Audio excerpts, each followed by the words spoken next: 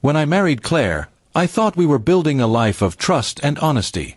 We had a daughter, Emily, who became the light of my world. For years, I worked hard to give my family comfort, even when times were tough. But behind my back, Claire had been cheating on me. I ignored the small signs at first, the late-night phone calls and unexplained absences. I told myself she was busy, stressed, tired. I didn't want to believe the woman I loved could betray me. The truth came out when a neighbor casually mentioned seeing her with another man at a restaurant. My heart sank, but I confronted her calmly. At first, she denied everything. Then, when I pressed harder, she admitted it, but instead of showing remorse, she looked at me with cold eyes and said I wasn't enough for her. That was the moment I knew our marriage was over. I filed for divorce, hoping we could part ways peacefully for Emily's sake. But Claire wasn't done hurting me.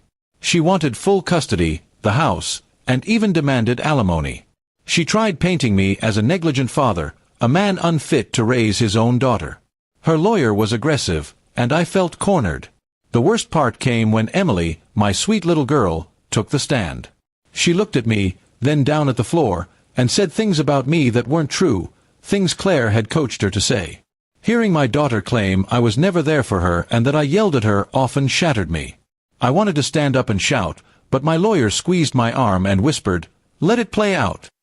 I stayed silent, but inside, I was burning. Claire had stooped so low that she weaponized our daughter's love against me. That day in court, I promised myself I would not only fight back but also make sure the truth came out. We gathered evidence, messages, bank records, and testimonies from neighbors who had seen Claire sneaking around. One of Emily's teachers even testified about how much I attended school events and how involved I was in her education.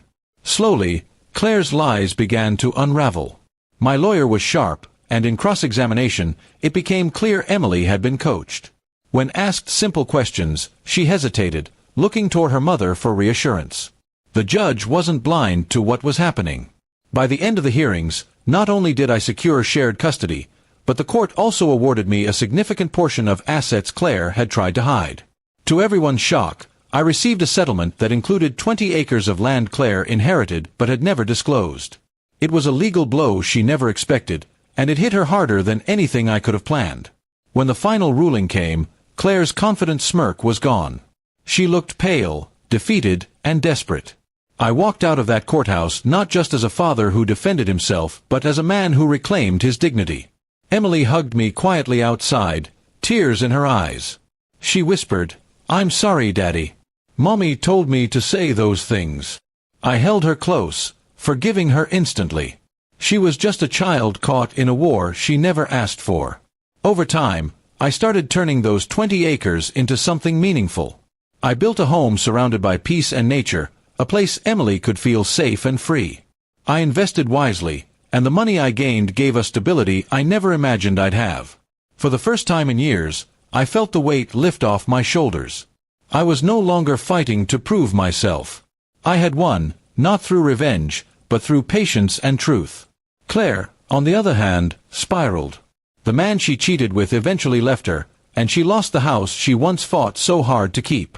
With mounting debts and no steady support, she came knocking at my door one evening, Emily standing awkwardly between us.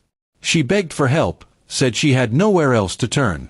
I looked at her, the woman who had once shared my bed but also tried to destroy me. For a moment, old anger rose up. But then I remembered Emily.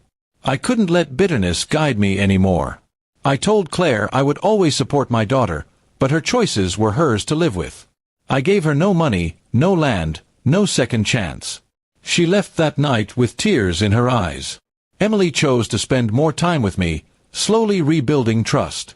She saw the difference between my steady love and her mother's selfishness.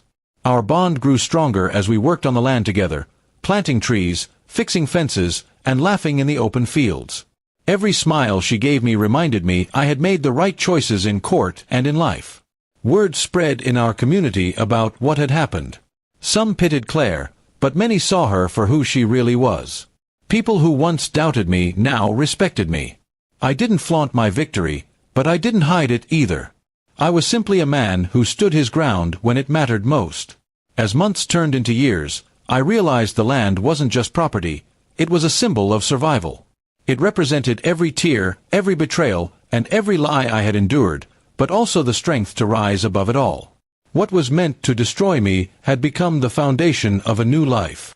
Now, when I walk across those 20 acres with Emily running ahead, I feel peace. Claire may regret her choices, but I no longer live with bitterness. I live with freedom, with my daughter's love, and with the knowledge that truth, no matter how delayed, always prevails. And though they may come begging, I know one thing for sure: I don't owe them anything anymore. The land, the wealth, and the life I built, it's all mine. And this time, no one can take it away.